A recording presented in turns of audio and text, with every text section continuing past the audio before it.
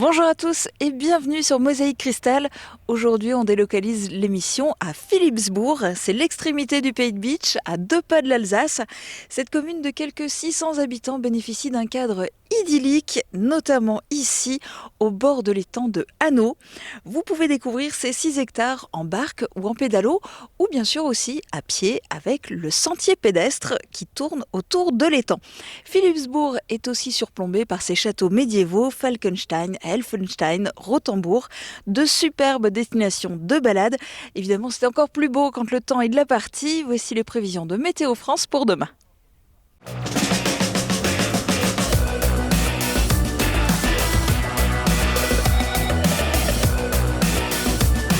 L'Agglo, 10 zones pour développer l'emploi. Avec le Crédit Mutuel, partenaire des grands événements sportifs.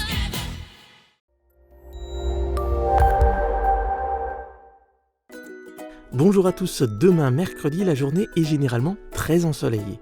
Les températures maximales de 22 à 24 degrés.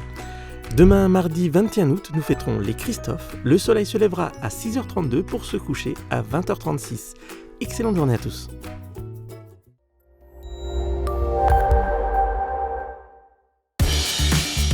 Cent fois, 1000 fois, je vous ai renvoyé la balle. Fernap, des portes de garage sécurisées pour vous. On vous emmène maintenant visiter le parc archéologique européen de Bliesbrück-Rheinheim. Le site célèbre cette année 30 ans de coopération franco-allemande. Une grande aventure humaine et scientifique sur les traces de nos ancêtres. Visite complète et rencontre avec les acteurs clés, c'est Flora qui va vous guider.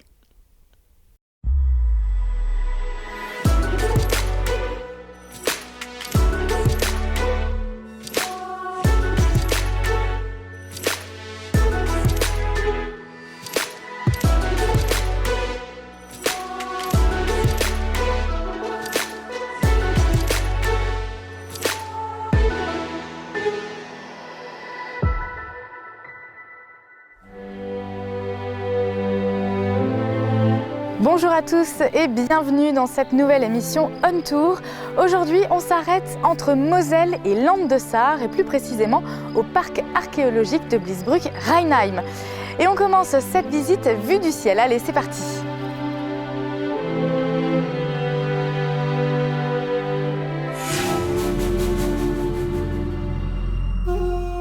Visiteurs de l'histoire, bienvenue au parc archéologique de Bliesbrück-Rheinheim. Les vestiges exhumés dans la vallée de la Blies, entre les villages de Bliesbrück en Moselle et Rheinheim en Sarre, témoignent d'une activité qui remonte à l'âge du bronze et s'est poursuivie jusqu'au 5e siècle de notre ère. Des campagnes de fouilles et des recherches s'y déroulent année après année.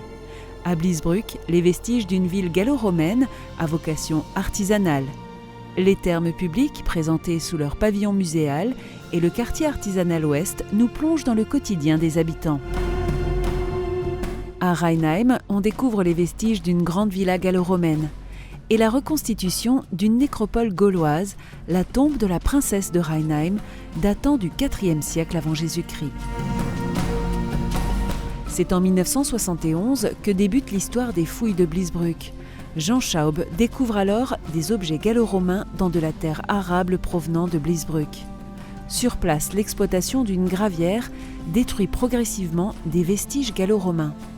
Grâce à son acharnement et à son équipe de bénévoles, il va faire cesser les destructions. Progressivement, les archéologues sarrois et mosellans conçoivent l'idée de réaliser un projet commun. Une réalité aujourd'hui avec ce parc archéologique européen de Bliesbrück-Rheinheim. En 2013, la dimension franco-allemande du parc se renforce grâce à la mise en place d'une signalétique commune sur l'ensemble du site et d'espaces d'exposition permanents qui jalonnent le parcours de visite. Un parc qui constitue aujourd'hui un pôle scientifique et culturel remarquable, en plus d'un lieu de rencontre sur la frontière, ouvert et accessible à tous. Jean-Paul Petit, le parc fête cette année ses 30 ans, mais en fait l'aventure a démarré bien avant, c'est ça ? Oui, absolument. C'est, disons, cette année, en fait, les 30 ans de la collaboration officielle entre le côté français et le côté allemand. Oui. Mais l'histoire du parc, elle commence bien sûr avant. Elle commence au début des années 70. On a des sablières ici sur le côté. Jean Schaub, un archéologue amateur de sarreguemines, découvre des vestiges. Oui. Et à partir de 75, on est une petite équipe autour de Jean Schaub. On essaie de sauver les vestiges qui ont été découverts ici, donc avec une équipe de bénévoles. Et progressivement, on a réussi à faire des fouilles. On a réussi à démontrer l'importance de ce site, et c'est au début des années 80, donc à partir de 82-83, que le département de la Moselle s'est intéressé à ce site et a décidé de le racheter et pour le mettre progressivement en valeur. En même temps, dès cette époque-là, s'est mise en place une collaboration franco-allemande, puisqu'on fouillait déjà ici avec un professeur d'archéologie qui était à Saarbrück. Et à partir des années 85-86, donc s'est créée cette relation entre les locaux ici, Sarreguemines, Bliesbruck et Rheinheim-Gersheim, en particulier à travers le maire de Gersheim de l'époque-là. On a décidé de faire on a fait des expositions en commun parce que du côté allemand, on avait découvert dans les années 1950 la fameuse tombe de la princesse de Rheinheim. On a fait des expositions communes et c'est comme ça que s'est créée une espèce de dynamique, une espèce de synergie entre le côté français et le côté allemand. Un mélange des savoir-faire aussi. Voilà, bien sûr, qu'on doit d'ailleurs beaucoup à Jean Schaub parce que lui, il a été le catalyseur en quelque sorte de cette collaboration. Et comme ça est née cette idée en fait de montrer ici à Bliesbruck-Rheinheim notre histoire commune avant l'époque où il y avait des frontières, puisque pour les périodes qui nous intéressent, il n'y a pas encore de frontières, et aussi à travers cette mise en valeur des vestiges, à travers ce projet de fouilles, de recherche scientifique, de mise en valeur des vestiges, de créer en fait une petite entité qui pourrait être une concrétisation tout simplement de l'idée européenne. Et aujourd'hui, voilà, quelques années plus tard, qu'est-ce que ça représente pour vous ce lieu ? Ça représente voilà presque toute ma carrière professionnelle déjà, et c'était une idée tout à fait extraordinaire à l'époque, parce que je sais pas, vous voyez, vous irez voir la photo là-bas vous verrez à quoi ça ressemblait donc en 1979. C'était une sablière en cours d'exploitation, et avec Jean Schaub, on avait cette idée de dire voilà, là on a un énorme site parce qu'on voyait bien qu'il y avait un peu partout des vestiges, on a un énorme site et on va essayer de le sauver. Donc c'était une idée un peu, voilà, on s'est dit on a peu de chance d'y réussir, et finalement à force d'obstination et aussi parce qu'on a trouvé les gens qui ont supporté, qui ont encouragé cette initiative, s'est créé progressivement donc ce parc archéologique commun qu'on gère aujourd'hui ensemble avec nos amis allemands. Et est-ce qu'il y a une découverte ici plus intéressante qu'une autre, quelque chose d'un peu insolite ? Insolite, non, mais la découverte la plus importante, je pense qu'en termes d'histoire des recherches, ça a été les thermes publics de cette agglomération. Qu'on n'avait pas du tout l'intention de fouiller à cette époque-là, puisqu'on était en train de fouiller ici dans ce quartier, et puis ça commençait à moins nous intéresser, et là derrière on voyait une petite butte comme ça.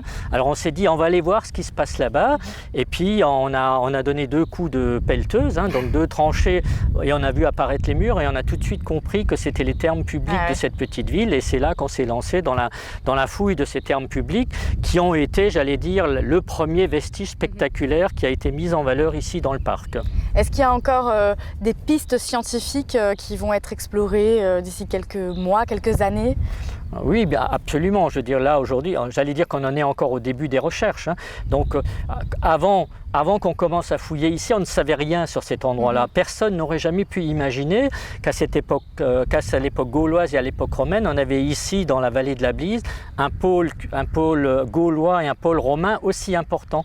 Et les recherches qui ont été menées donc, depuis cette période, alors pas seulement les équipes du département et du Kreis, mais avec toute une série d'universités. Aujourd'hui, on a encore un partenariat avec une université italienne, Chieti Pescara. On montrait en fait qu'à l'époque ici, c'était un énorme pôle d'habitat qui existait, et on pourrait dire pour l'époque romaine que c'était, alors c'est un anachronisme, mais c'était le Sarreguemines de l'époque qui se trouvait ici. C'était la ville qui contrôlait un territoire de 10-15 km autour à cette époque-là. Et ça, c'est quelque chose, à l'époque, on avait beau regarder tous les livres d'histoire, personne n'aurait pu imaginer qu'il y avait ça à cet endroit-là. voilà, qui en plus était mal connu parce qu'il faut imaginer à l'époque où on a commencé à fouiller ici, il y avait encore un poste frontière ici. C'est-à-dire aujourd'hui, on passe facilement la frontière, mais à l'époque, près du rond-point, là-bas, il y avait un poste frontière. Et quand on venait fouiller, on passait devant les douaniers. Voilà, on passait devant les douaniers pour pouvoir fouiller. Donc le site a encore beaucoup de perspectives de recherche. Hein. Même pour la ville romaine, on a peut-être fouillé, je ne sais pas, 20%. Hein. Donc seulement. tous les terrains autour ici il y a encore des vestiges en dessous. Ça, on le sait. Beaucoup de travail. Voilà, ça on le sait parce qu'on a fait des prospections géophysiques. Et aujourd'hui, on a aussi un projet de recherche sur le territoire, hein, puisqu'il faut se dire, voilà, ici, on avait une ville à l'époque romaine, mais une ville, elle a un territoire autour d'elle. C'est-à-dire, qu'est-ce qui se passe sur ce territoire pour comprendre aussi quelle pouvait être l'importance de cette ville, comment elle est née,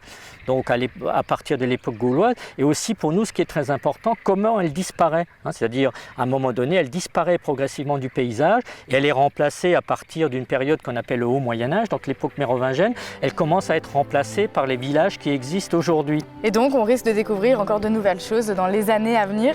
Merci en tout cas pour votre témoignage. Moi, j'ai rendez-vous maintenant avec mon deuxième invité dans un endroit dont on a un petit peu parlé. C'est tout simplement la frontière. Absolument. Voilà. Merci à vous. Merci.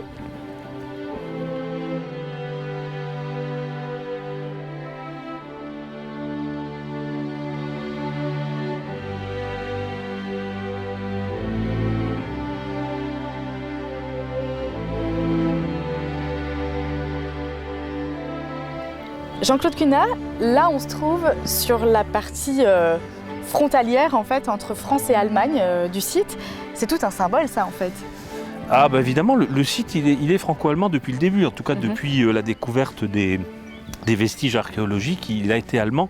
Ça avait d'ailleurs commencé en fait dans les années 50 avec la découverte chez les Allemands, du côté allemand, de la tombe de la princesse de Reinheim, qui est aujourd'hui reconstituée et qui est visible donc sur la partie allemande du parc. Et le fait que ce site soit transfrontalier, ça a une importance capitale pour le département par exemple. Alors j'allais dire plus que capitale, puisqu'il faut rappeler que le 9 mai dernier, c'est tout récent, nous avons voté une résolution, en présence d'ailleurs des représentants du Landtag, du président Toscani, une résolution faisant de la Moselle un eurodépartement.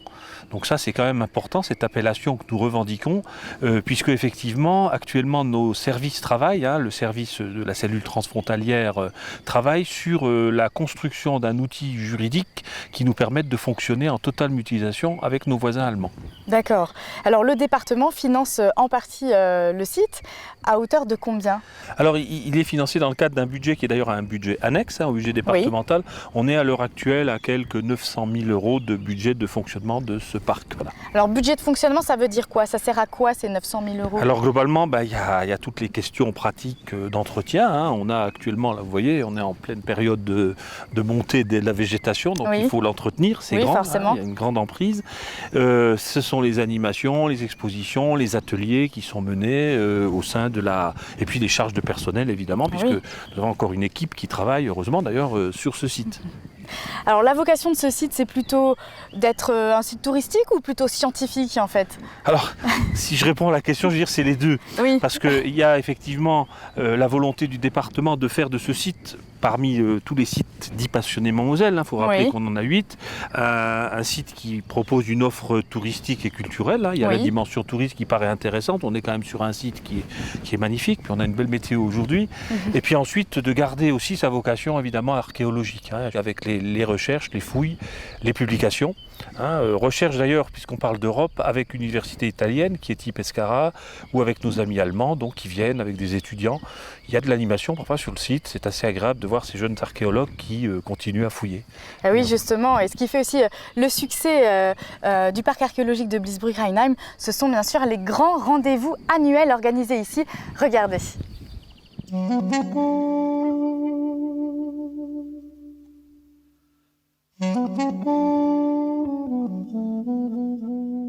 Il y a 30 ans, les premiers visiteurs découvraient les résultats des fouilles sur le parc archéologique de Bliesbrück et le département de la Moselle en devenait le propriétaire. La mise en valeur du site, qui évolue avec l'avancée des recherches et ses animations récurrentes, ont fait du parc une référence scientifique en France, mais aussi un site touristique incontournable qui attire chaque année entre 40 et 45 000 visiteurs. À Rome, il faut vivre comme les Romains. Et à Bliesbruck aussi, on le fait au moins une fois par an. C'est le rendez-vous estival du parc, la Vita Romana. On y voit régulièrement des courses de chars, de l'artisanat antique ou des gladiateurs et des légionnaires.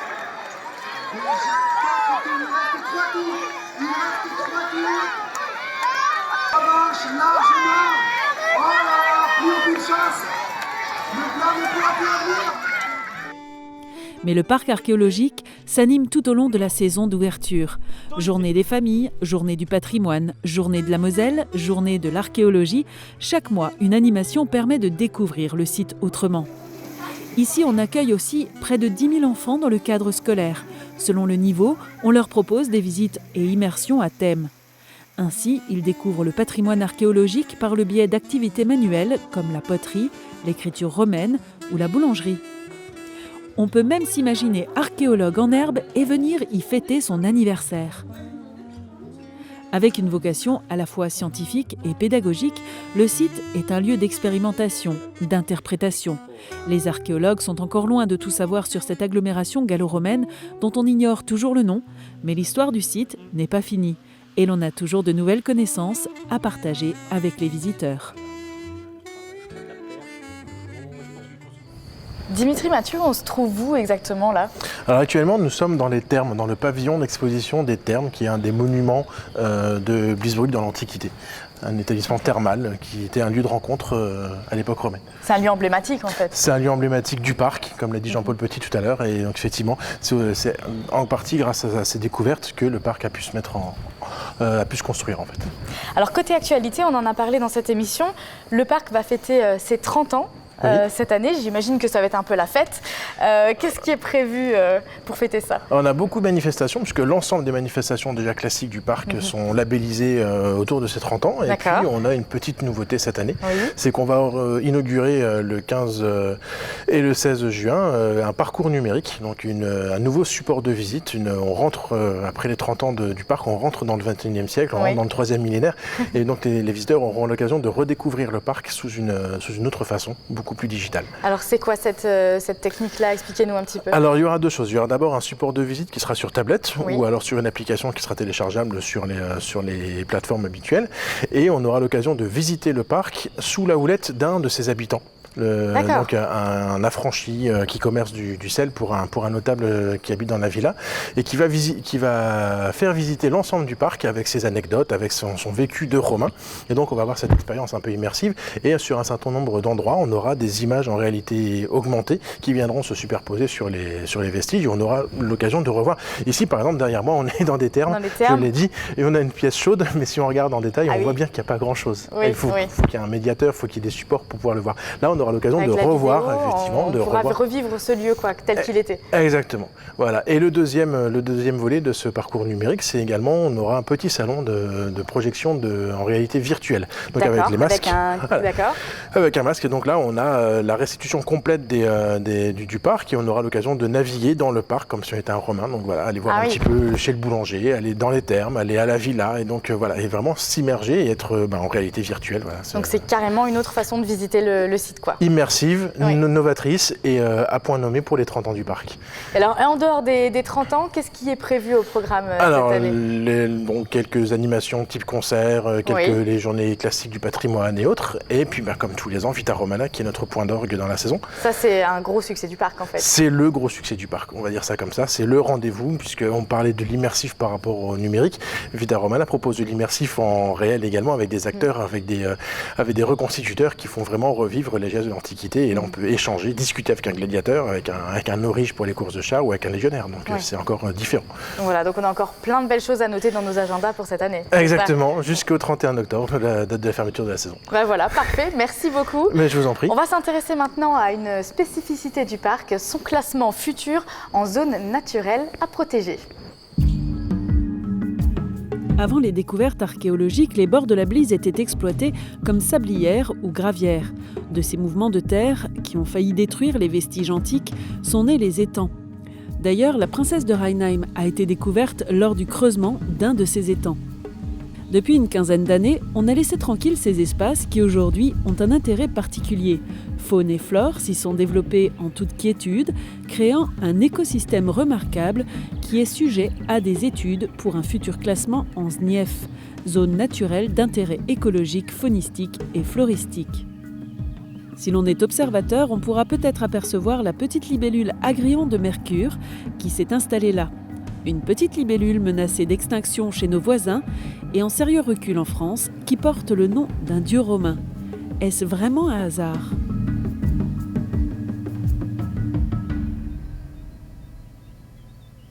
Voilà, c'est ici que se termine notre émission. Je suis sûre qu'elle vous a donné envie de découvrir ce lieu. En tout cas, tout ce qui concerne les horaires, les visites, etc. sont sur www.archeo57.com.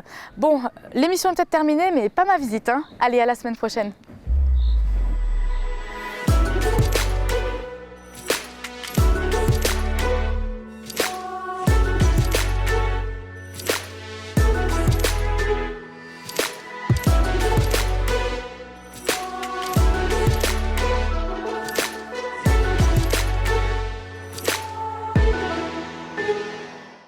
Jusqu'au 5 novembre, vous pouvez visiter tous les jours le parc archéologique de Bliesbruck-Rheinheim de 10h à 18h non-stop.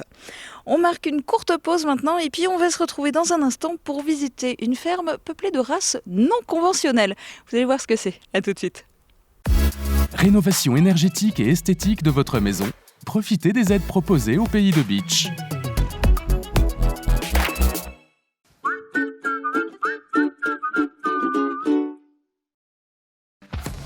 L'atelier gourmand, l'étape gourmande en zone industrielle de Sarreguemines. Du pain frais toute la journée, des pâtisseries artisanales, des menus pour tous les goûts avec le wrap Viva Mexico et le hamburger Bacon New York. Passez nous voir et pensez au drive.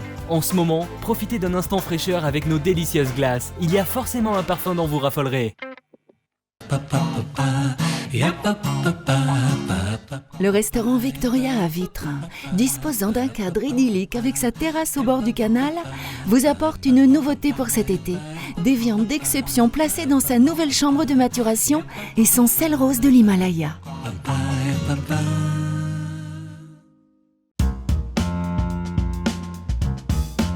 Ne cherchez plus, le roi des vins est à Stirin-Wendel. Plus de 2000 références de vin, une large gamme d'épiceries fines et des idées cadeaux pour chaque occasion. Le roi des vins, c'est du choix, des prix et des conseils. Le roi des vins à Stirin-Wendel, où choisir devient un plaisir.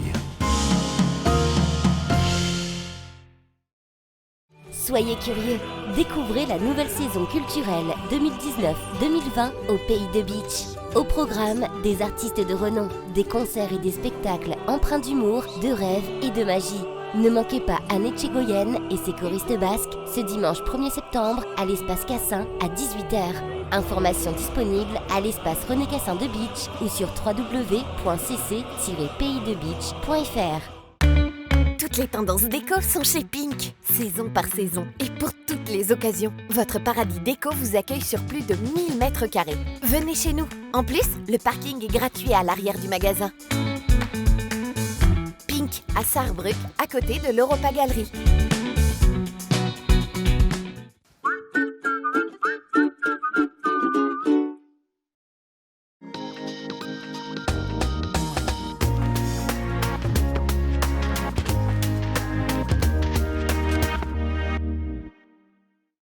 Vous allez maintenant faire la connaissance de Régis Haïdo. C'est un passionné d'animaux. Il y a une dizaine d'années, il décide de fonder la ferme de l'Orchidée, une ferme d'animation pédagogique qui accueille des groupes scolaires et des visiteurs tout au long de l'année. En tant qu'éleveur, il refuse de s'orienter vers la production intensive. Son regard se tourne davantage vers des races d'animaux non conventionnelles. Dans Tranche de vie, Régis Haïdo nous emmène à la découverte de 3 espèces, le chien loup tchécoslovaque, le cochon laineux et le chat du Bengale. Je vous laisse découvrir ces 3 espèces en sa compagnie et je vous souhaite une très bonne journée. À demain.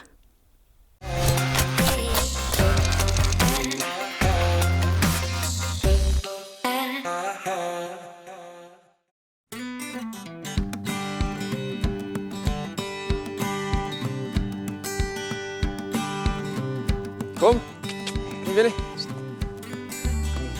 Et bon.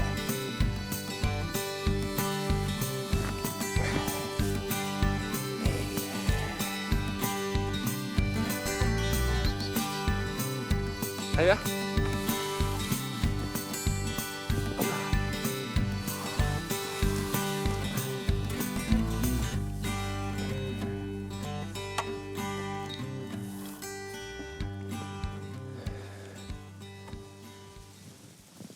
Donc bonjour, je me présente, je m'appelle Régis Aïdo. Donc en fait, je suis propriétaire de la ferme de l'Orchidée. Ça fait maintenant environ une dizaine d'années que j'ai lancé ce projet. En fait, je suis passionné vraiment d'animaux, c'est vraiment ma passion première. En fait, je ne vis pas de ça. J'ai une entreprise de paysage qui me permet justement de subvenir à mes besoins pour la ferme. Donc en fait, mon but a toujours été de monter une ferme, n'étant pas d'un milieu agricole. J'ai démarré ça vraiment petit à petit. Donc j'ai commencé avec des animaux avicoles, donc poules, lapins, oies, canards. Et après ma passion s'est développée un peu plus en continuant avec des animaux un peu plus grands, des poneys, des ânes, des moutons, des chèvres, jusqu'à l'heure actuelle où là voilà, j'ai vraiment développé mon exploitation avec plusieurs types d'animaux et d'élevage. Donc je suis éleveur de chiens tchécoslovaques. J'ai aussi des chats du Bengale. Après, j'ai pas mal d'animaux qui sont vraiment typiques à la ferme. Voilà, comme je vous ai expliqué avant, des cochons, des moutons, des chèvres, des poneys, des ânes, des chevaux, des vaches. Donc vraiment, voilà, toute une multitude d'animaux que nos grands-parents avaient dans leur ferme, mais qu'on ne retrouve souvent plus actuellement parce que voilà, ce sont vraiment souvent des fermes intensives où on ne retrouve plus qu'une variété d'animaux. Et moi, c'est ce que je ne voulais pas, voilà, recréer, quoi. Donc voilà, donc je vais vous présenter aujourd'hui 3 espèces que j'élève dans mon exploitation agricole. Voilà.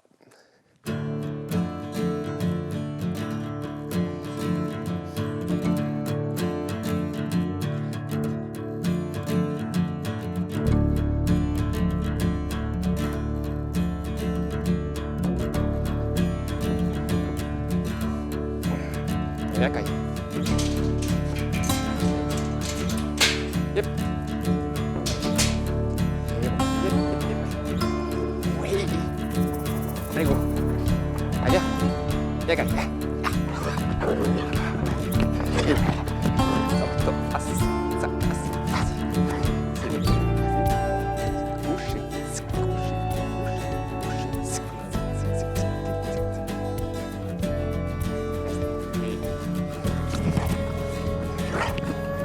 Viens.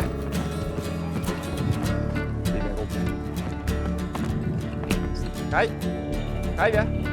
Ah, mon gros. Stop. Là. Stop. Ça. Voilà, comme je vous l'ai présenté avant, donc en fait, je vais vous présenter maintenant une race que j'élève, donc ce sont le chiano tchécoslovaque. Donc en fait, c'est une race qui est très récente. C'est une race hybride avec un animal que tout le monde connaît, c'est un loup européen. Donc viens voir, Kai, viens voir. Voilà, restez. Yep, voilà. Donc là, je vais vous présenter un de mes mâles qui est là, restez. C'est mon mâle reproducteur qui a maintenant 2 ans. Il est multi-champion dans plusieurs pays. Donc en fait, il a remporté des titres, il est 2 fois champion de Suisse, champion de Belgique, champion du Luxembourg, champion international. Il a participé aussi au championnat du monde où il a remporté la 3e place et 2 fois la première sur les 3 jours où on a participé à Amsterdam. Donc en fait, il a réussi aussi à obtenir son certificat d'aptitude à la sociabilité. Donc en fait, c'est un titre qui va lui permettre plus tard de voir que le chien il est bien dans sa tête. Et si jamais il pourrait y avoir un souci quelconque qui se passe. Donc en fait, c'est un test qui se passe voilà, sur une épreuve qui passe devant des jurys.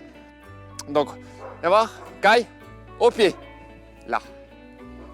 Donc je vais vous montrer. Yep, là, tac, si.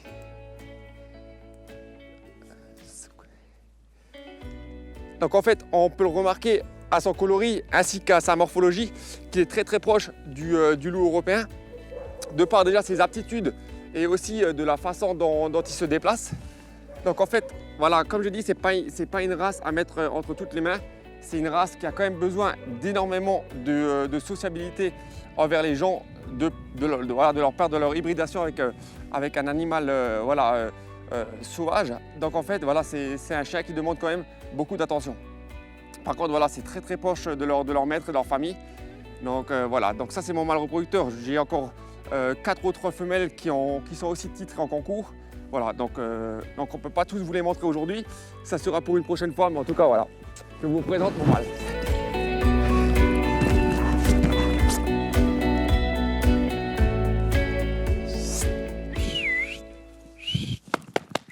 Yep.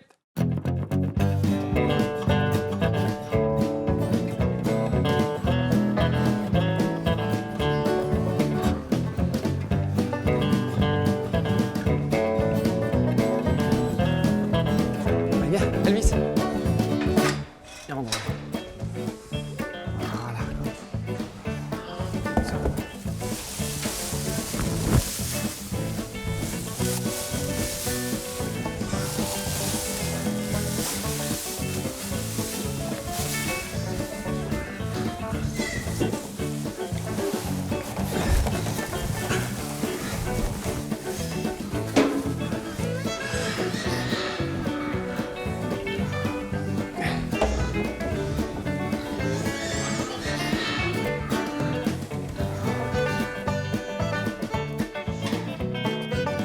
Donc voilà, la deuxième race que je vous ai dit que j'allais vous présenter, c'est la race du cochon laineux. Donc là, voilà, je vous présente un cochon laineux. C'est une race qui est aussi ancienne. C'est la race la plus proche du sanglier. C'est austro-hongrois. On trouve très peu d'élevage encore, parce que bien sûr, c'est pas une race qu'on dit à la base industrielle, c'est-à-dire qui produit très vite de la viande. Il en faut beaucoup plus de temps, comme certaines races rustiques. Donc voilà, ça n'intéresse pas beaucoup de personnes à l'heure actuelle. Par contre, voilà, c'est une race qui est très bien dans leur tête. Même voilà, pour les femelles qui font des petits, par contre, voilà, il leur faut beaucoup plus de temps pour avoir une maturation par rapport à la vente. Donc voilà, pas intéressante pour beaucoup d'éleveurs. Par contre, on la retrouve beaucoup en Suisse qui, voilà, eux, recherchent plus voilà, la qualité que la quantité. Donc voilà, c'est une race que, comme on peut le remarquer, qui est très proche des gens, qui est aussi très proche du sanglier de la part de leur morphologie. Voilà, je peux vous montrer, hein, voilà, ça c'est un de mes mâles, on peut se mettre dessus, il est en train de manger, il n'y a aucun problème. Hein. Il y a toutes les écoles qui vont sur le cochon, il est très bien, il adore ça. Hein, Elvis. Voilà. Donc dans cette race-là, on peut avoir plusieurs coloris. On peut l'avoir en couleur, on appelle ça hirondelle, c'est noir et blanc. On peut les avoir en roux ou on peut en voir aussi plusieurs, en crème. Donc, comme je disais, c'est une race qui est encore on appelle ça cochon laineux, en fait par rapport à leur longueur c'est pas de la laine, hein, parce que voilà, il ne faut pas les tondre, mais de leur poil.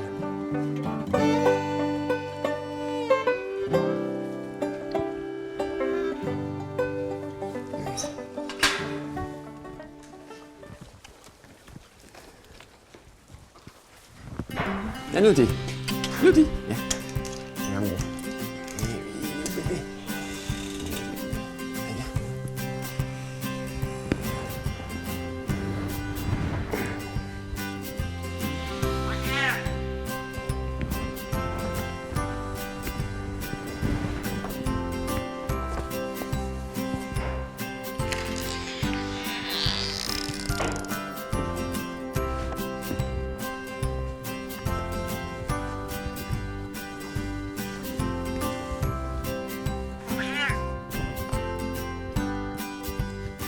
Donc voilà, comme je l'ai dit, la troisième race que je vais vous montrer aujourd'hui que j'élève, c'est la race du chat du Bengale. En fait, c'est aussi une race hybride. En fait, elle est hybridée avec un chat léopard d'Asie et un chat européen.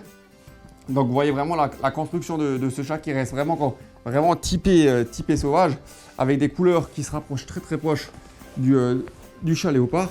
Donc voilà, comme on peut le voir. Donc en fait, il est de couleur brown tambi. En fait, on peut l'avoir sur plusieurs coloris.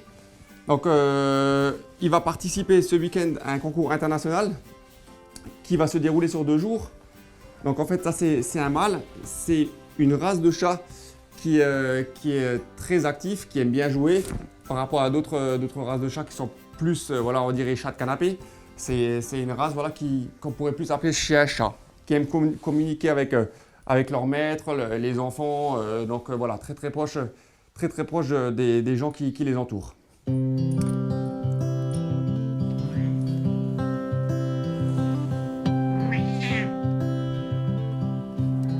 Et oui.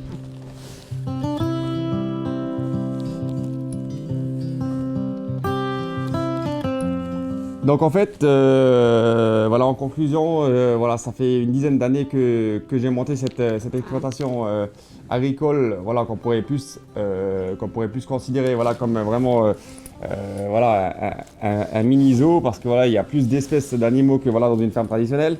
Après, voilà, ça fait maintenant une dizaine d'années que j'essaye d'évoluer dans mon activité en ayant des différentes espèces au plus haut niveau.